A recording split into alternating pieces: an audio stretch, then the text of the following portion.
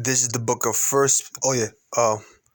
Shalom, more praise the How about Shemel Shah, the Blind Sleep Positive GMS. This is the third and global and final installment of this video, going into make not provision for the flesh. So let's get right to it. This could have been a precept right to behind Romans 13 and 14, but the Spirit had me, go elsewhere with it in part 1. So I'll go into it now. This is the book of 1 Peter chapter 2 verse 11. Dearly beloved, I beseech you as strangers and pilgrims, abstain from fleshly lust. Which, you go into the first chapter of this book, it tells you that they were from different places. I believe Pontus, Cappadocia, and other places. But they were scattered abroad.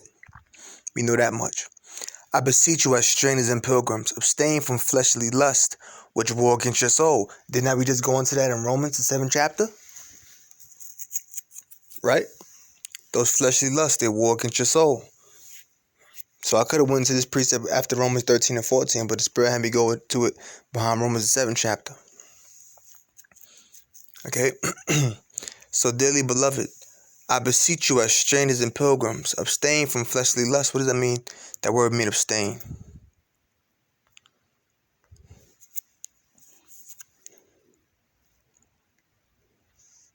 Strong's G 567.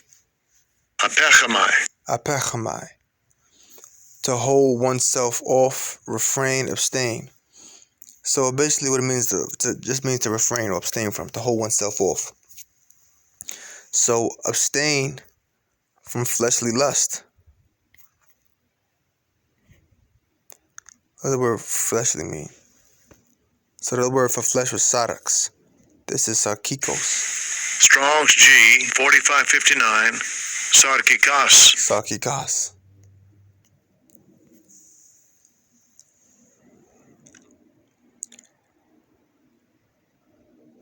Governed by mere human nature, not by the Spirit of the Most High.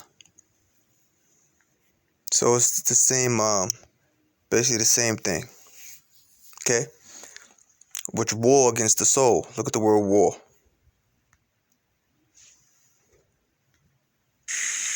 Strong's G 4754.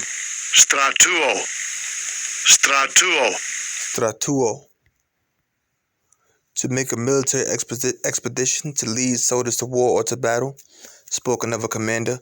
To do military duty. Be on active service. Be a soldier to fight.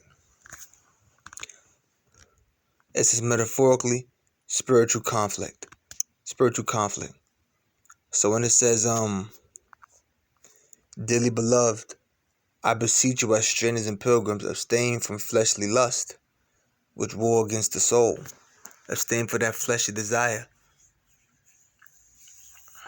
that wars against your soul, that makes spiritual conflict with your soul. That's the war between that flesh and the spirit. In Romans 7, the 7th chapter.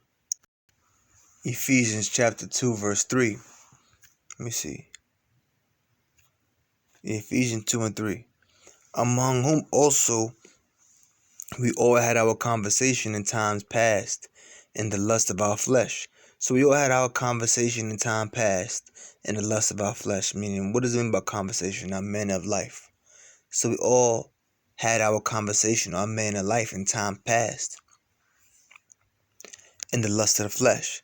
So at one point in time, right, we satisfied the lust of our flesh, fulfilling desires of the flesh and of the mind, and were by nature the children of wrath even as others. So that's how we once were. That's how we once were. We once fulfilled the desires of our flesh. But now that we are new creatures, we are to live unto Yahushua. Okay? This is the book of Galatians chapter 5, verse 16. This I say then, walk in the spirit, and ye shall not fulfill the lust of the flesh. So we got to walk in the spirit so that we don't fulfill the lust of the flesh. For the lust, that's self-explanatory. That goes back to putting on Yahushua. The first scripture we read in Romans 13 and 14, in part 1 of this series here. For the flesh lusteth against the spirit, and the spirit against the flesh. So there's constant war between the two. You can read about that in Romans 7th chapter. And these are contrary to one another, so that ye cannot do the things that ye would. Then the apostle Paul say in Romans 7th chapter, the good that I would do, I do not do. And that which I would not, that I do. I'm not quoting, may not be quoting the verbatim meaning word for word, but you get the understanding of what I mean. So this is what he was obviously referencing. The flesh lusting against the spirit, and the spirit is against the flesh. So that you would not do the things that you would, so you not do the righteousness that you desire to. But if you be led of the spirit, you're not under the law. Which, we're not under the law. In other words, if we transgress the law, we have a grace period where we can be forgiven. We're justified through faith. Okay? Because the scriptures speak about the law of faith. That's in Galatians, the 2nd chapter, if I'm not mistaken. That the works of the flesh are manifest, which are these: adultery, fornication, uncleanness, lasciviousness, idolatry, witchcraft, hatred, variance, emulations, wrath, strife, seditions, heresies, envyings, murders, drunkenness, revellings, and such like, of the which I tell you before, as I have also told you in time past, that they which do such things shall not inherit the kingdom of the Most High. I know I read through that kind of fast, but I hope you brothers was able to, read along or was paying attention. But the fruit of the Spirit is love, joy, peace, long-suffering. This is us putting on Yahushua and putting off the old man. Those other things were representations of the old man: idolatry, witchcraft, adultery, etc. Remember I gave an example of adultery earlier in the first part? That's the old man that we put off. But this is the new man. But the fruit of the Spirit is love, joy, peace, long-suffering, gentleness, goodness, faith, meekness, temperance. Against such there is no law. And they that are Yahushua's have crucified the flesh with the affections and lust. So they which are Yahushua's, we have crucified the flesh with the affections and lust. What does that mean? Crucified.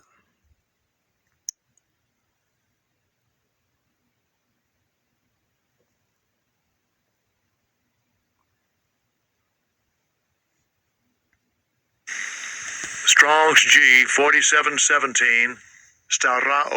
Starao. Metaphorically, to crucify the flesh, destroying its power utterly. The nature of the figure implying that the destruction is attended with intense pain.